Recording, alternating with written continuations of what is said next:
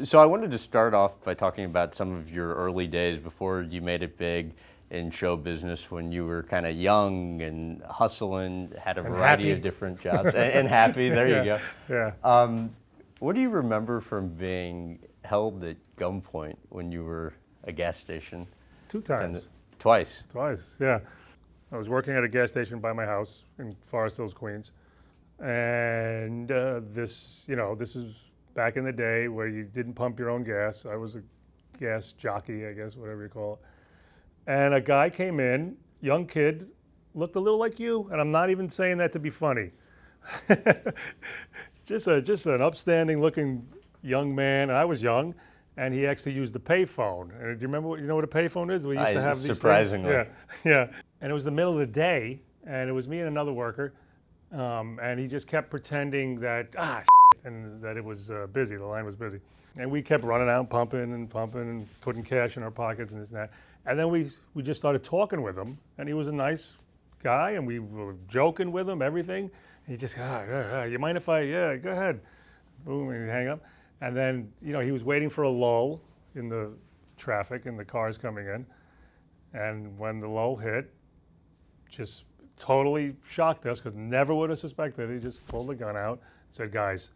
And we turned around, and he goes, and he said right away, he says, I like you guys. Don't make me do anything.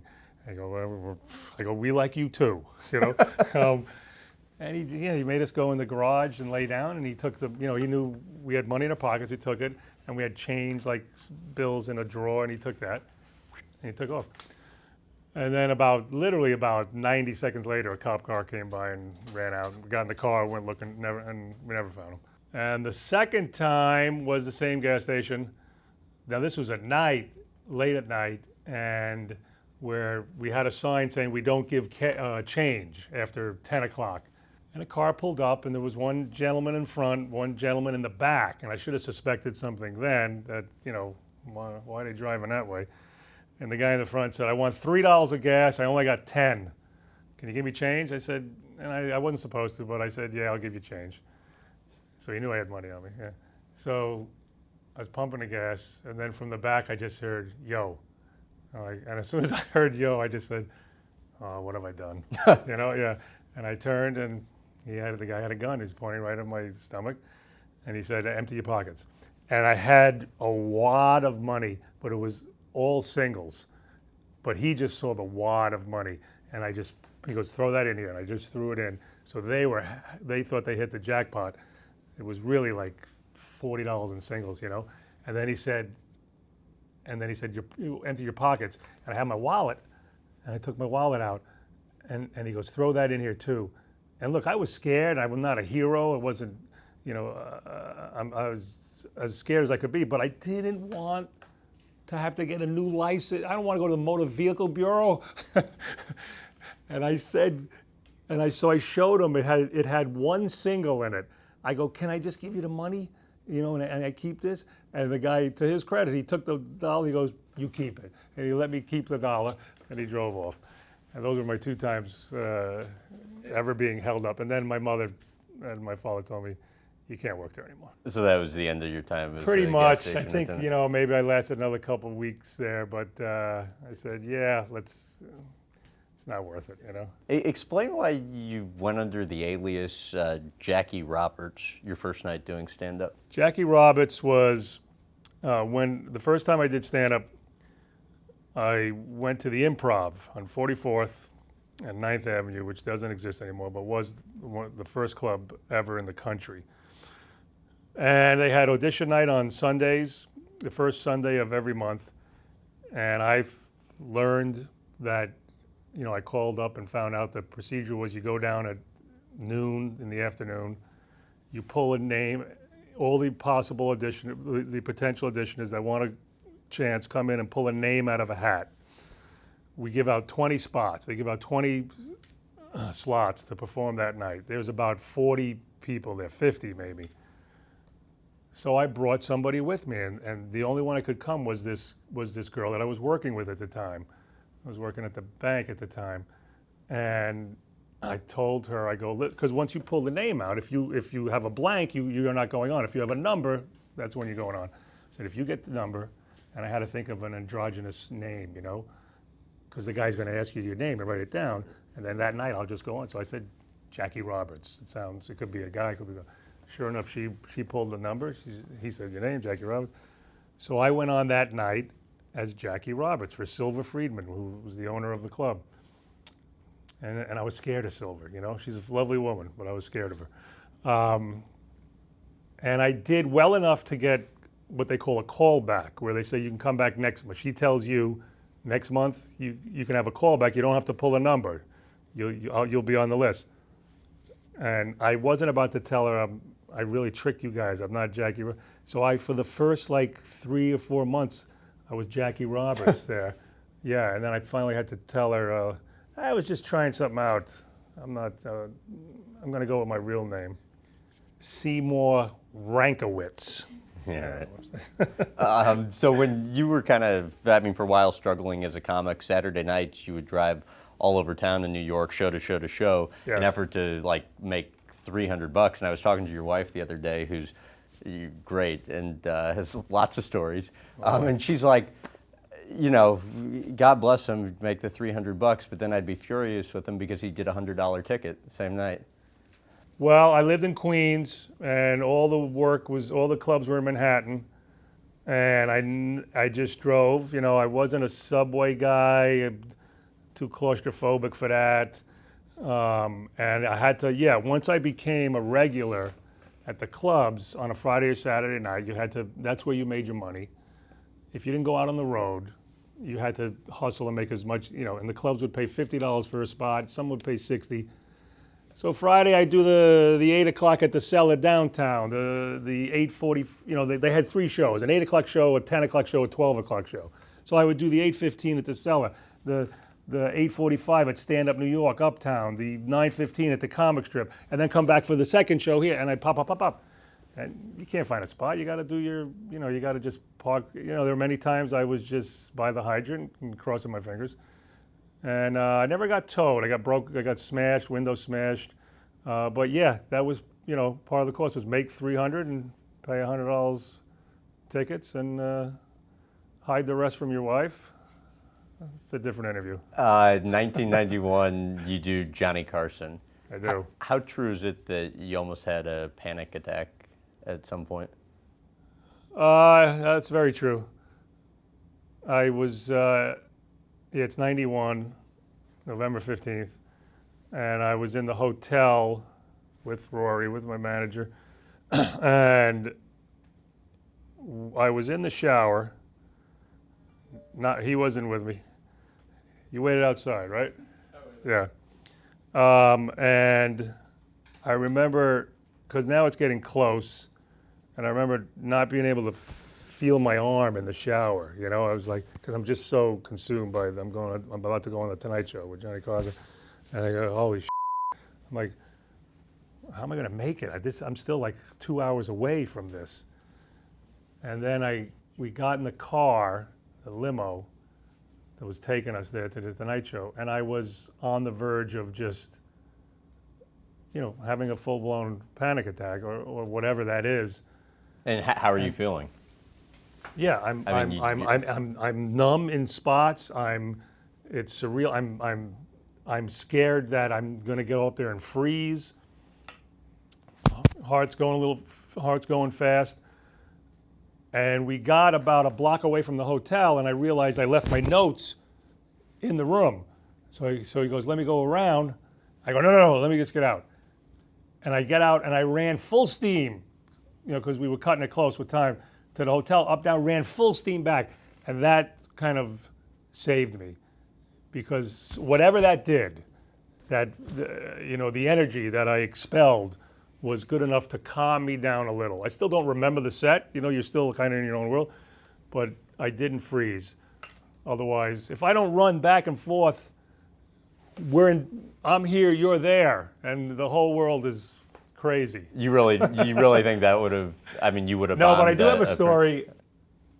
Well, I don't know what would have happened on that, but I don't know that would have make or break my career, because the thing that it changed my life doing the Tonight Show, just as a performer.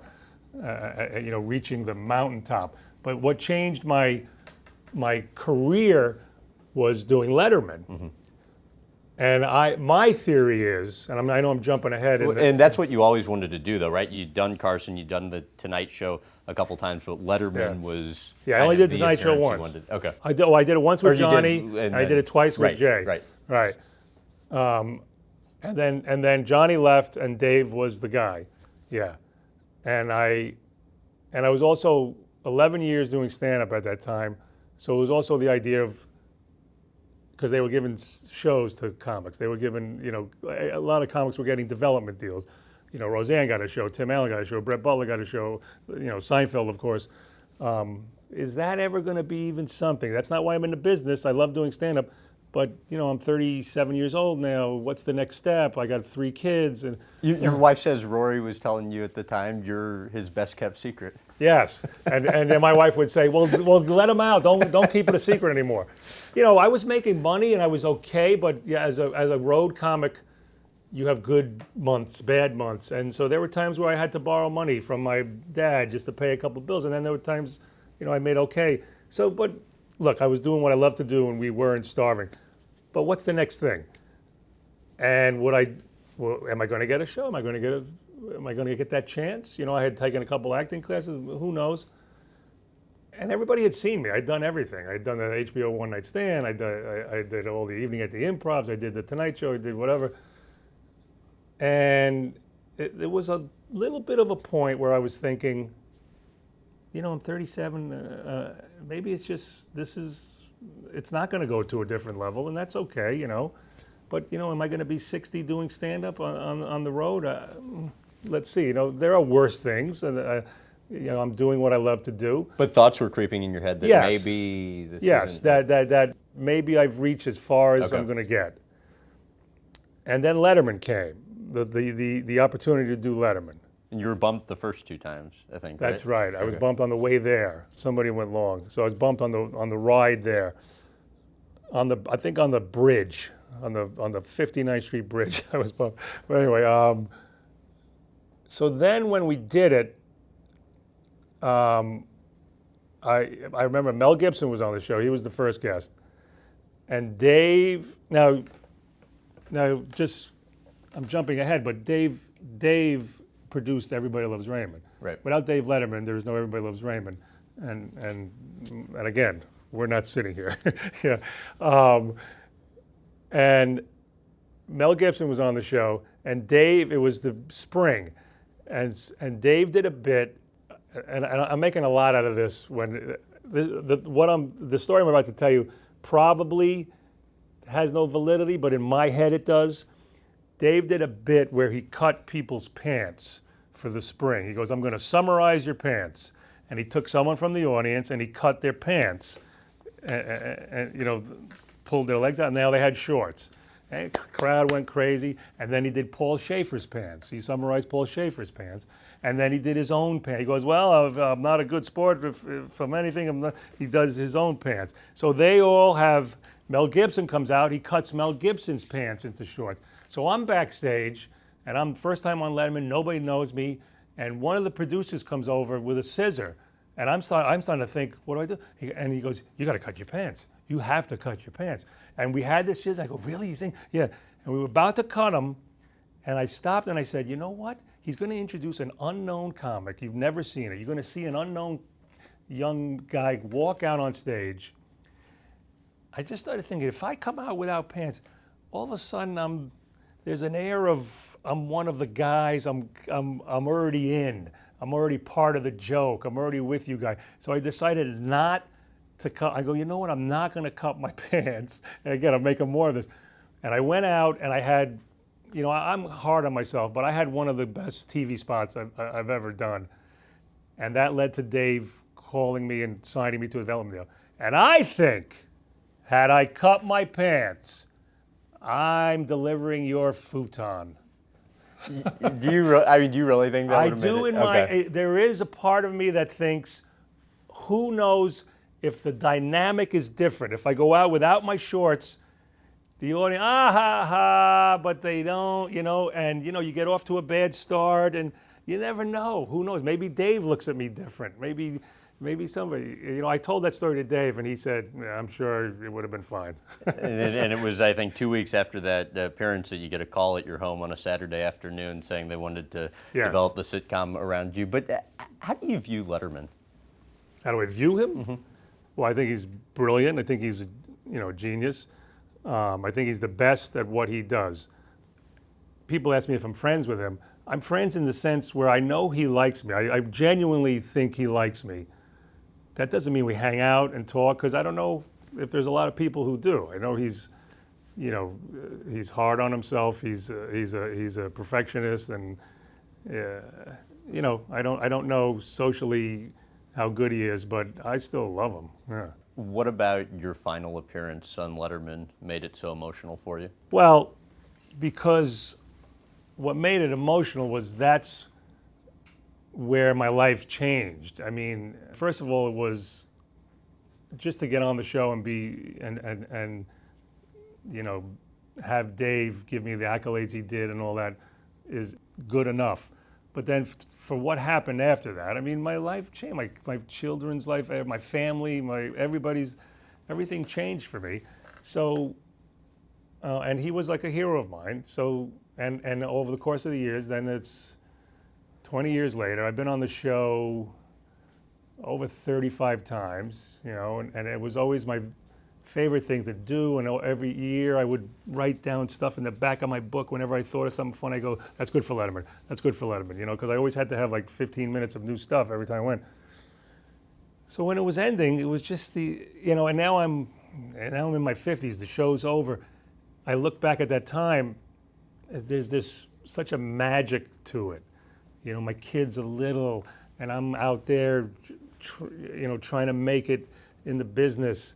And this was the moment. If I have to pick one moment, this was the moment. And it's all gonna end. He's going away, and it's not gonna be the same. And it caught up with me. So that appearance, what leads to Everybody Loves Raymond in the first season of Raymond. I think you start in like 77th in ratings. You eventually become the most watched show on television, but I think a turnaround like that's pretty much unheard of. That first season, though, the ratings were lousy. Yeah. Critics liked it, but ratings weren't great. CBS stuck with it. You were at a crappy time period, Friday nights. Right. When CBS moves it to kind of the coveted Monday night time period, to what extent is that kind of do or die for you guys as a show? It was do or die. It was absolutely do or die. He told us it was do or die. That being Les Moonves, yes. The CBS head. Because we were on Friday nights, and we were in you were being generous, 77th. We were in like 100th and something place. I used to say in my act, we got Moesha right on our ass. There was a show called Moesha, which was right behind us. Friday was a bad night, so nobody was really watching, and the critics were giving us some love. So he was kind of torn, Les Moonves, from canceling us because he'd get some heat from the critics or whatever, and he knew he kind of had faith in the show also. And you think it was close, though? He told not Phil Rosenthal. He said the last 6 weeks of the first season, he said, we're going to put you on 9:30. I think it was 9:30 on Monday, 8:30 after Cosby. Cosby's second run was gone, and that was a top 10 show that year. He said, we're going to put you on after that, because if you don't perform in that slot, he goes, there's pretty much nothing I can do. So the pressure was on. It was kind of there. And I think in the first week, Cosby came in like 14th place, and we came in 12th. We went up a tick on the first night. And you still don't know if are they going to come back, and they came back, and we stayed on Mondays for the rest of our run. We stayed. That first season, your family was living in New York still. You were in a crappy little apartment in LA. I think you were commuting back every 3 weeks. Yes. When did it get to the point, or what made you realize it got to the point where the show's going to make it, where you can, bring the family and? Well, I mean, it was that Monday trial. Okay. I will say this though.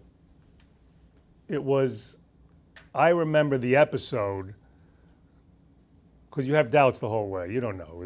You're just getting to know the actors, and you're just getting to know your character, and the audience doesn't know your character. You know, the audiences that would come in, they literally would pay. This sounds like a joke, but they would pay senior citizen homes and drug rehab places to bring people in. Yes. For real? Yes, for real. So they would fill our audiences. I mean, it wasn't full with them, but just to fill half of it. And I've been both, drug, and now I'm in the seniors. Yeah, no. So they don't know your character. They don't know when Doris Roberts walks in a room that she's gonna, if she overhears her say, "Oh my God, that's gonna," because they don't know the dynamics of the family, the characters. They got to get to know them. Mm-hmm. So it was a little rough, you know, in front of these crowds. We believed in the material and all that, but you weren't getting any feedback from the audience that you should until about, you know, then it aired, and then, you know, maybe 15 episodes in, or 10 episodes. Some people are in that audience now who have seen the show and know a little bit. But it was about episodes, I forget the number of the episode. I remember the episode where, because you have your doubts, you don't know. And then there was one episode, it was called Standard Deviation. That was the name of the episode. And it was so fun to do, and it was so cool. And where I started to think there's a chemistry here between the characters that's really good. It's really unique, and it's real. And yeah, we're doing a sitcom, and the jokes are broad sometimes and all, but there's a realness to it, and there's a, you know, heart to it too. But that doesn't mean you're going to stick around, you know. And it wasn't until the Monday, you know, my wife wasn't going to move the kids out for that. But then when we got picked up after those 6 episodes, on the last 6, and we got picked up for the next year, you know, I had twin 2-year-old boys maybe then, and a 4-year-old girl, and my wife was handling that herself. And we got picked up, and it was next year. She said, "This is bull. I'm coming out there." So you and executive producer Phil Rosenthal decide to end the show after 9 seasons, 210 episodes, 12 Emmys. You had the financial incentive to continue. I mean, you're making almost $2 million an episode on top of whatever you get. You know, on top of whatever you'd get, you know, on the back end in syndication. So, I mean, how difficult was that decision for you in terms of when to end the show?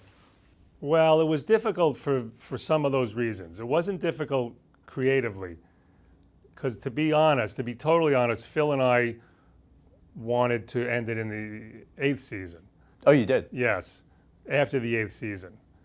I mean, to be honest, you know, we had thought at that time the last thing we want to do is overstay and feel like we're on a decline, and then we pull out. You know, you don't want to be the guy who keeps playing baseball because he can hit 6 homers a year instead of 35. And we felt we were still at our peak that way, but we could see that we were running out of ideas, that sometimes we were repeating, we were stealing from ourselves a little bit. And for Phil and I, and again, it's easy for us. Phil has a big percentage of the show. I had a smaller percentage, but you know, we financially wasn't motivated. We weren't motivated for financial reasons. It was all about, this was our thing. This was our baby, and you know, this was our sitcom TV legacy, and we want to protect it and go out, you know, with dignity. And you know, again, but you also have to take into account the other actors, and they're reaching a point where they're making substantial money, and they have families and this and that, and you want to be fair, but not at the expense of the show. So we thought, and Phil came up with this. He goes, let's see how many new, fresh ideas we can get for season 9. Let's sit with the writers, and if we can come up with 8, ideas that we're proud of, that we know are new, then we can probably do 16. if we come up with 8, we'll come up with 16. So that's what we did. We came up with 8 that we thought, were just as good as any of them. And so we told the network, we'll do 16. We only did 16 in the season 9. But I don't think Phil and I regret 1 second leaving at that point. Yeah. Still to this day. Yes, yeah, sure. And unfortunately, Peter Boyle had gotten a little ill, little less than he was still, he could still knock it out of the ballpark. But we were a little worried about that, and we just, and it was just the writing, it was all about how much you're going to milk it, you don't want to feel like we're milking it. How much are you able to have a life when the production's going on, those 9 seasons? Oh yeah, no. It was, I always say that I felt like I was in a bubble, because I was in probably at least 95% of every scene of every show. I was in. There were very rarely where I was not in 2 scenes in an episode. So I was constantly on the floor acting, but then when I wasn't, I was in the writer's room. As soon as I was done acting, I would run to the writer's room and sit with the guys. And then editing wasn't as difficult as some, but it was part of it. So it was all consuming. And when it ended, it felt like this submarine came up, and I came out, and I was like, I live in California now? Wait a minute, my kids are 12? She still won't have sex with me? What's going on? But in the beginning, it was kind of fun to have the time and all that. And then after a couple months, it wasn't that much fun. It wasn't? No, and I kind of crashed. About 3 months, I was seeing a therapist. But my whole life I've been seeing a therapist. And when the show was ending, when it was about to end, he said, "You want to start coming twice a week?" And I said, "No, I've run out of things to say now, But within 3 months, I was seeing him twice a week, because it's not easy. Yeah. What wasn't easy about it? Just you throw everything in for 9 years, and all of a sudden there's this lull, and this the show became part of who I was, and then all of a sudden you gotta figure out who you are again, And I always, one thing I thank God is, my family is the most important. My kids are the most important thing to me. But I will admit, I am also, what makes me happy is creating and doing and doing something and performing in some sense. And one thing I can always do stand-up. An actor, I sometimes think the actors really have it hard who maybe reach an age where they're not getting work or something ends, and they're looking for that next thing. I always have that creative outlet of stand-up, but it took a while to get my feet again after the show ended. Yeah. How did you go about finding well, I did stand-up. Who you are? I started doing stand-up again, and I started. I increased the meds a little.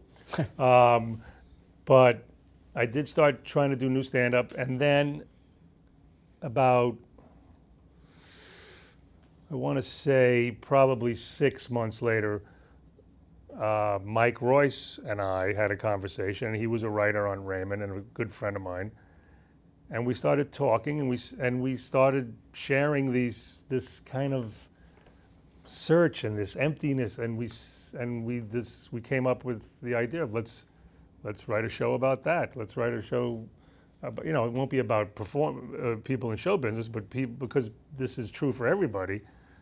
And we came up with Men of a Certain Age, and we created that. And how immediate did that start to make a difference in how you were feeling at the time? Yeah. Oh no, it did. Yeah. Okay. By the way, I wasn't clinically depressed, but I was going through a rough time. Yeah. I will say I was going through a rough time.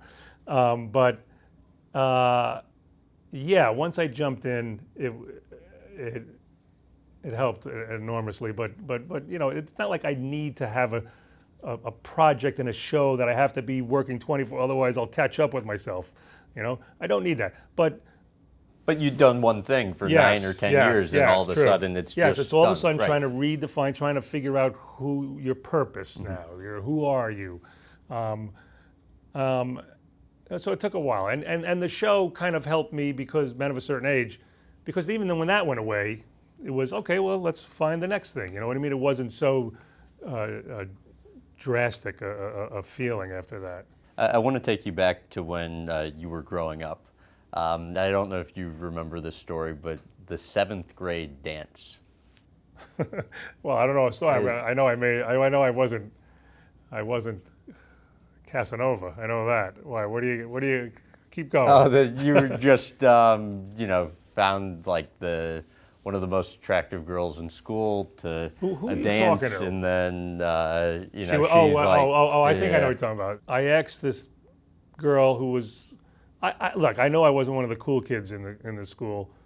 I wasn't the super nerd kid, but I was more on that side than the cool side, that's for sure. And I remember asking a girl to dance, and slow dance in 7th grade, you know, and when you're holding, and this is gonna be sad, this is gonna be pathetic, but I remember her shaking and thinking, I wonder if she's nervous, and then in reality I felt like she was looking at her friends and laughing because she's dancing with the goofball. This is Oprah all of a sudden. But I mean, funny now, but yeah. kind of devastating. Yeah, it was Right. it was a little devastating when I realized, holy shit, he's laughing at me. Yeah. Still had an erection. Oh, we can't put that in. No, we can put that in. Oh God. So you flunked science, you flunked Spanish, you flunked social studies. You're in talking about high school. are you talking about in high school? Yeah. You finally graduated from your 3rd high school. After 7 years and 2 colleges, you drop out of college. What was going on? Yeah. I in went that 3 high period? schools, 2 colleges. Right. Just, you know, I wish it was something sexy and interesting. It was just being a slack off, just being a guy who didn't know what he wanted to do. I know I didn't want to study and do all that. Just you know, irresponsibility, that's all. And just I would get student loans, so I would have a little bit of money, register for school, and then never go to class. And then the little money left over from student loans would be great. But I would leave the house. My parents thought I was going to school, and I'd go to the student lounge, play pinball or whatever. You know, I wasn't doing drugs or anything like that. You know, I would just like anything, hang out with the guys on the weekend, drink a little here and there. But just that kind of thing, just irresponsible and immature. In the back of your head, did you always know you were going to make it? No, but I knew I was attracted to show business. I knew I was attracted to performing. You know, when I was 15 maybe, I did a church play, and I was the lead of some silly comedy based on the comic strip The Wizard of Id. I don't know if you're with Hagar the Horrible, one of those. And I got, this was like really my first taste of being on stage and getting laughs. And then when we were 17, when Saturday Night Live came out, we would stay home on a Saturday night to watch it. You know, Saturday was the party night, and we were so into this show.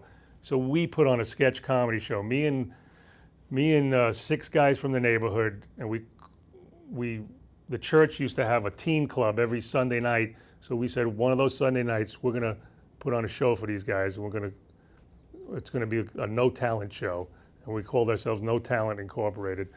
And we wrote the sketches, did the thing, and I think we did about 3 of those, and there's still an 8-track recording of them. And that was another taste of performing. And so then when I went to college, and it was exhilarating. And then when I went to college, I took a drama class, this and that, and we put on, and the plays I would pick would be, you know, Neil Simon plays, comedies, whatever. I was attracted to performing, and I was attracted to comedy. didn't really know that stand-up would be the route. I just felt like something's going to happen there. I'm going to do something in that area. But I wasn't like this driven guy who sat at home and said, I don't need math and science because I'm going to be on Broadway. A little later on, but well before Raymond, Joanna Bexon's acting class. Yes. You give a monologue to an empty chair before a live audience. Describe the setting and explain what you talked about. I already cried once. Joanna Bexon is this wonderful woman who teaches in acting. I think she still does, but back then, not specialized, but she would give discounts to stand-up comedians who wanted to take acting. And this is when I was starting in stand-up, and all of us kind of thought, it's always good, this is maybe TV. This was way early. And a couple of us signed up for her class, and one of the things she had to do was for us to write our own monologues, and then she put on a little recital, and they put it on in like a walk-up in Manhattan, an actual apartment, where we would go room to room. The audience would follow you room to room. And in this room, Susie put on her monologue with this and that, and in this room, and then I put on my monologue. And my monologue was, I don't want to sound sappy and schmaltzy, but it was a conversation with my father. It was like I was having a conversation with my father. So it was funny. It was talking about my father thought he was a very dry comedian, and he would have these jokes that nobody would laugh at except me, and everybody else, my wife, would be pissed off at him. But he also was he was a guy, this sounds cliche, but never said I love you, never couldn't be demonstrative. Just he had a rough time growing up. I don't hold this against him. That's just who he was. And, that this is like a common denominator with stand-up comedy, with performers in general. There's always some negligent parent, I guess, which I guess you can thank God. If there'd be no entertainment, we'd all have to join bowling leagues. Yeah, right. But so I had I had it out with him. I kind of just addressed that in this acting monologue of. What'd you say?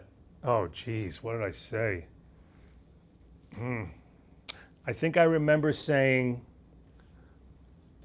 I remember telling him I had been on an audition like maybe a month before in real life, and one of they asked you these candid questions, and one of them was, who's your hero? Who would you say is your hero?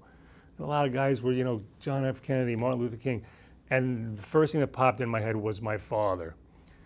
And I remember in this monologue telling my father that I said, you were my hero, and I couldn't figure out why.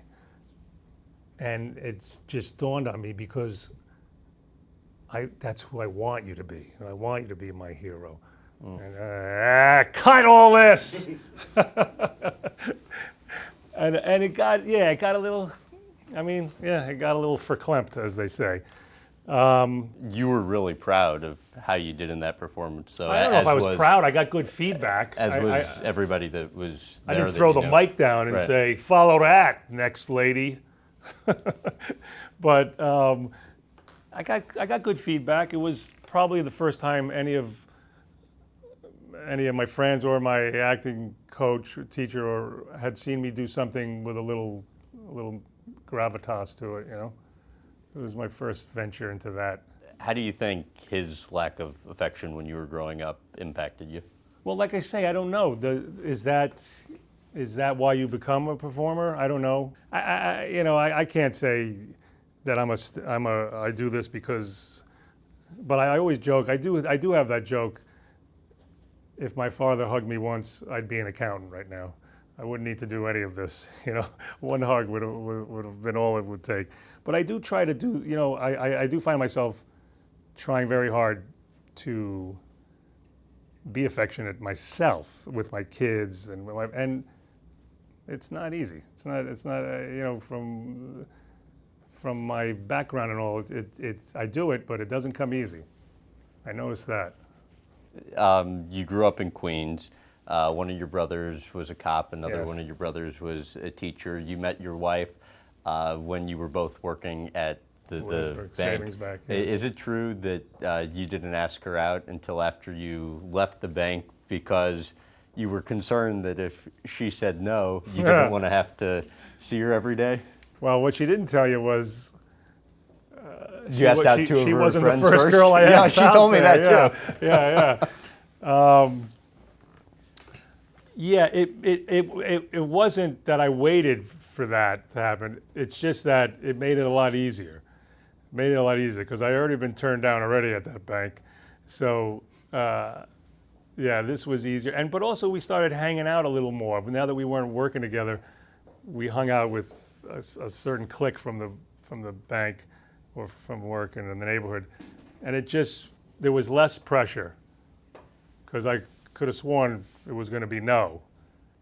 You thought so? You thought you'd Well, be I 0 don't for know. 3? I mean, my batting average wasn't that good, so who knows? You But, said she took a gamble on you. she at took the a time. gamble.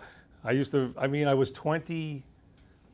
I lived at home till I was 29, okay? But she already started dating me. She started dating me when I was 26.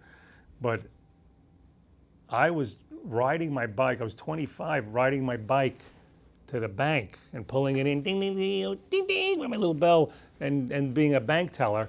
You arrived 15 minutes late on your bike when yes, everybody and I live a mile- at the I bank live- had to arrive 15 minutes I early. lived 3/4 of a mile away, and I would be late, and yeah, I don't know that I was A-list material, as far as potential boyfriend / husband, but she wasn't materialistic then. No, she, Well, a deserved perk, though, now of having been yes, with you deserved then. perk. I Right. tell her, like I always tell her, whenever she, and this is very old. I've said this many times, but whenever she complains about jokes I do or whatever, I tell her to go cry in a bag of money. Yeah. Why, you said this before, why are you suspicious of your success? It's a dichotomy, and that's the biggest word I'll use in any interview for the last decade. You think you're useless and worthless, but you also think you're wonderful and great. It's a weird thing that goes on. I've always said getting nominated for like an Emmy is the best thing for me psychologically, because I go and I get attention and I get all these accolades and then I lose. So I get both things, You're a winner, you're a loser.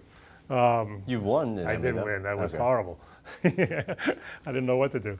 Was that uncomfortable for No, you? well, here's another narcissistic thing, but I've been nominated 5 times, I think, and I won once. The times when I really wanted to win was when I had a funny acceptance speech prepared. Like I would go over my acceptance speech, and if I knew this is good, then I would be disappointed when I lost, And luckily, the night I won, it was a good night because of my mother and father, and it fell into my lap. I made a joke about them, but yeah, you're always. I think that's a common feeling among. I don't know about stand-ups, but if it's only stand-ups, but it is common among stand-ups is. You always wonder if you're really good, funny. You're only as good as your last show. You could have 20, 30 years. I've been doing it. If I had a bad show the night before, I got to get back up there and prove to myself I can do this again. I don't know. I mean, it's. I don't know if it comes with the territory, but it seems to be a common denominator amongst us. What challenges do you miss of being an unknown comic? Well, I do miss, and this is I don't want to sound obnoxious, but because people know me now, and when I go on stage, they're already on your side, they're already there for you, and they want to laugh. That's great. I'm not complaining. It's a good problem to have. But that's one of the best things in stand-up comedy is going up on stage in front of strangers who have paid money, who are drinking, who had a rough day, who don't know anything about you except what the presence you're about to give, and you win them over. That I remember those, all those nights. Even it's a rough audience, and you're like, okay, you got to rope-a-dope a little. You got to take a different tactic with this audience, or it's a loud audience. You got to be a little this, That's what I do miss it. And by the way, I don't miss when it didn't go well, because it didn't go well a lot. So the good and the bad go together. But that's such a rewarding feeling to know you've won over these strangers. Did you really avoid going on stage for 2 years? Like after you bombed, I think it was the third time you did stand up?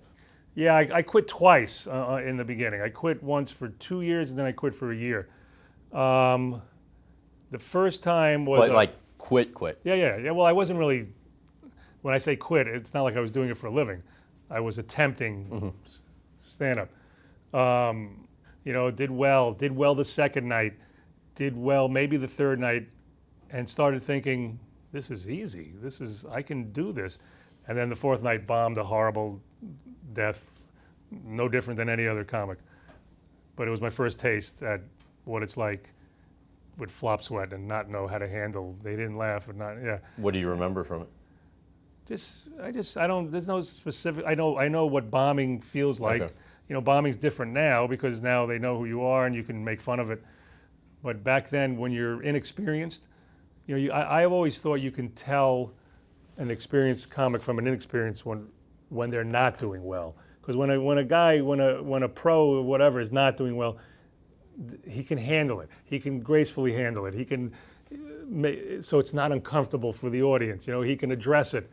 When a guy's new and he's bombing, he goes faster. He goes louder. He laughs at himself. He says the punchline. He punches it, and then he hits it. And if there's no laugh, it's like a douche chill.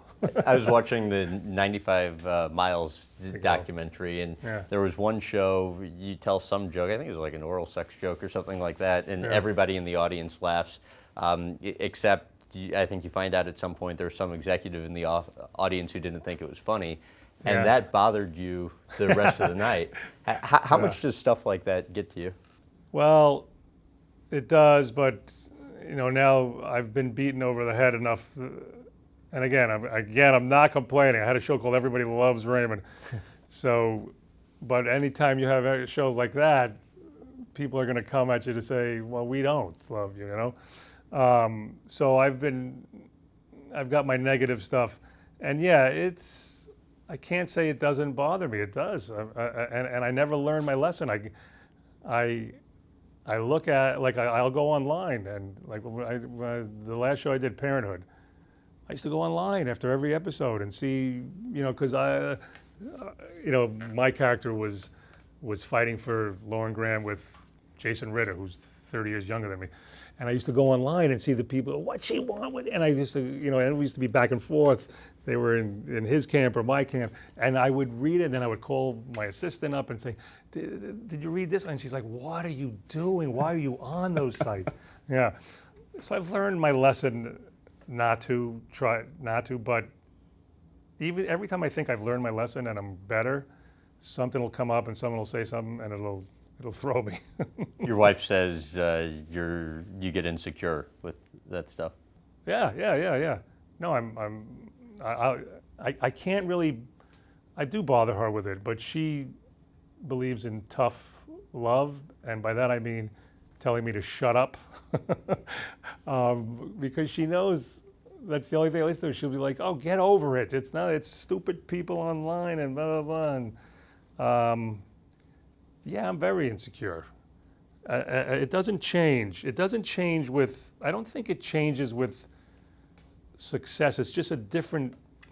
Well, the joke I always used to tell was, before I used to think my cab driver hates me, and now I think my limo driver hates me. It's just, it's just relative, You get better at it. You get better at it because you know, regardless of how many people say negative things, you know that you did good work and you know it's successful. You're always, you finally realize you're always going to get that. No matter who, I don't care who's out there, I don't care how lovable they are. Tom Hanks gets negative reviews, you know? Everybody does. Some people get it more, but. If something happens in real life that you find funny and can potentially use in your act, what will you do from that point?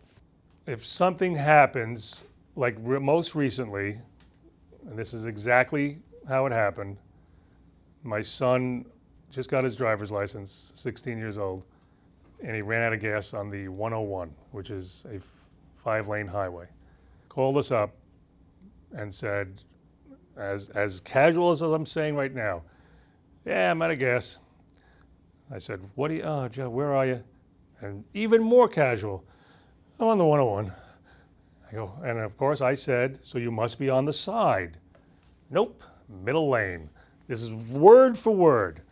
And then this is exactly the exchange we had. Because I'm panicking. What's the traffic like? Well, behind me it's bad, but it's moving in front of me. I swear to you, he said that word for word. I said, I'm going to kill you. Yeah. So I wrote it all down. And I go, you can't get better than that. So I wrote it down and I took it to the next time I was at the Hermosa Beach Comedy Magic Club.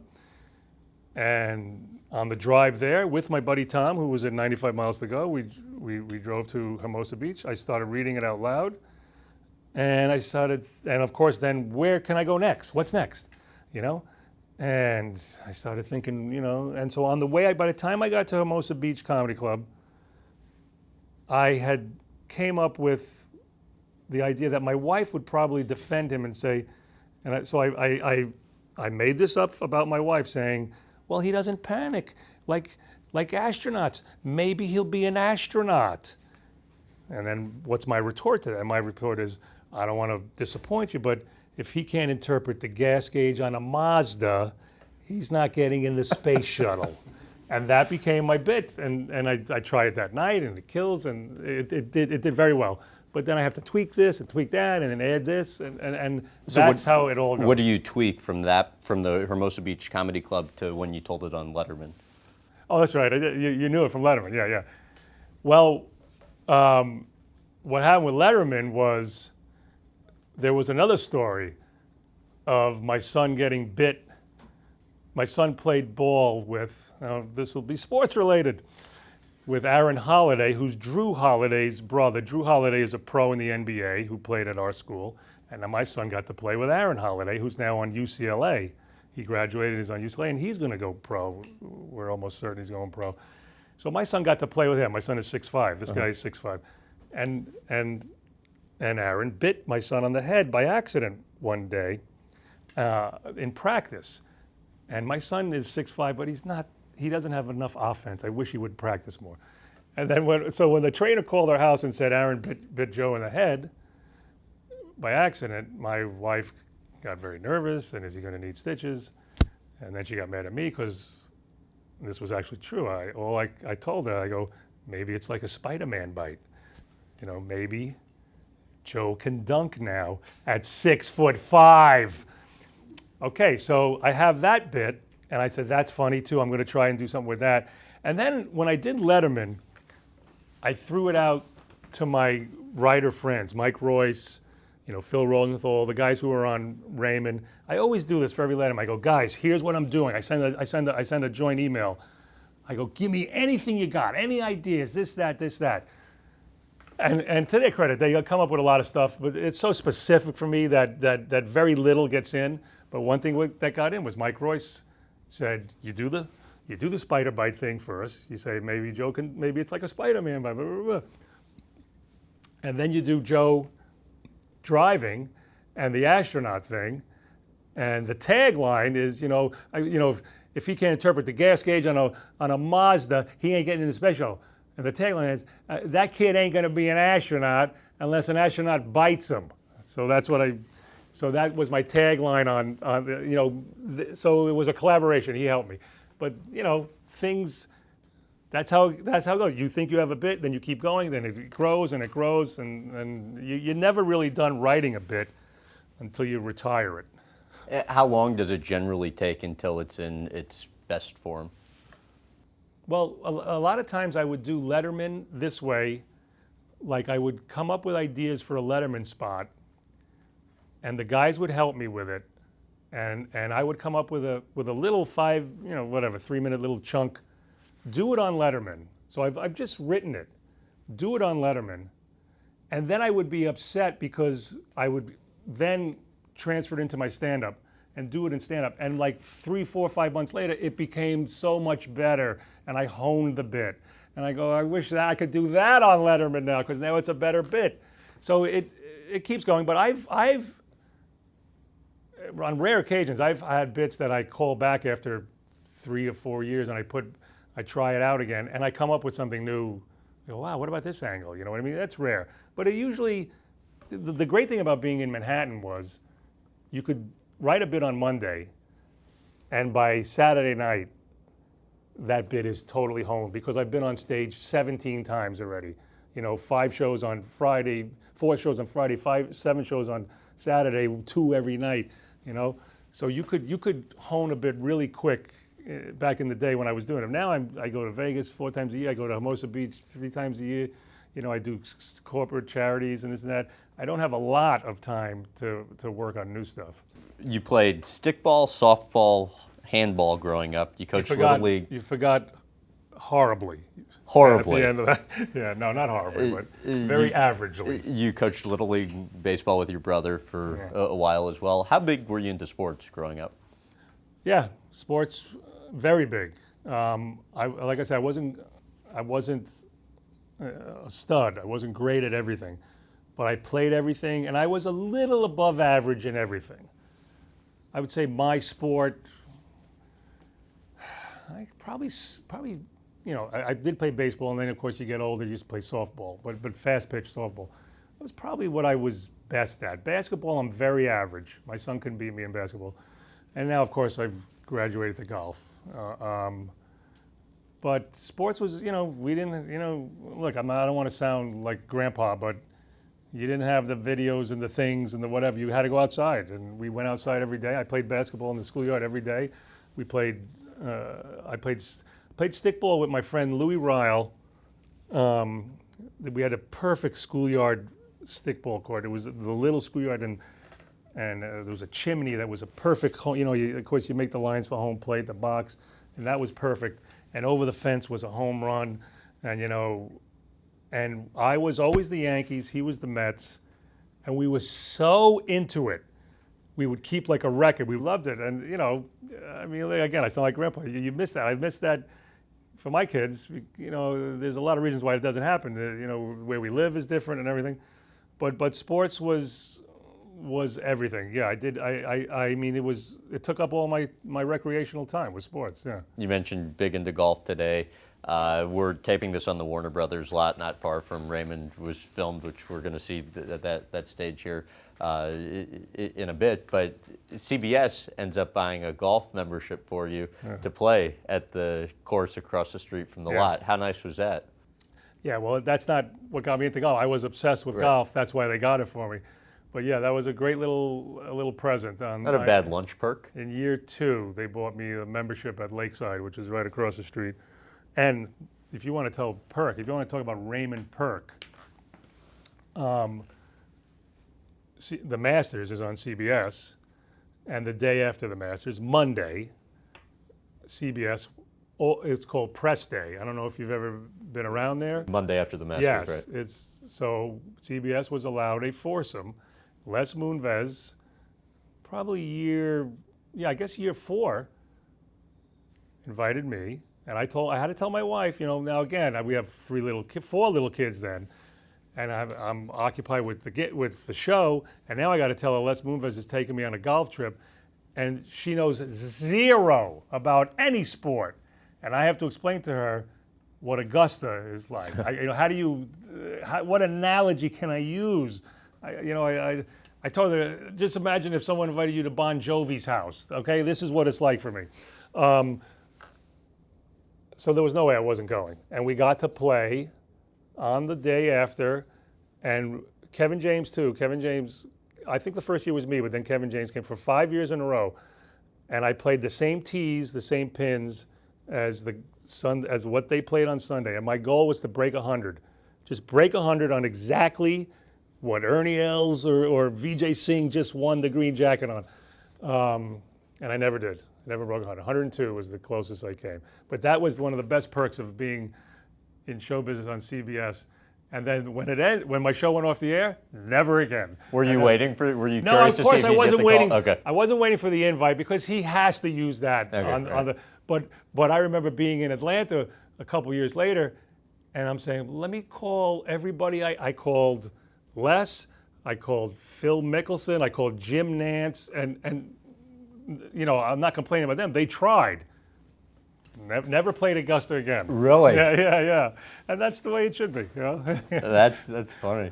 Yeah. You've, in addition to Augusta, St. Andrews, Pebble Beach. I know one year you were concerned with Pebble Beach because you didn't get the call till like 3 days before. Well, not 3 days. It got a little close.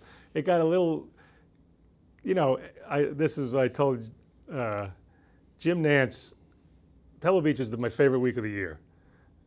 You know, it's the AT&T Pro-Am. I've been playing it 13 years in a row, and I bring my buddy who I grew up with.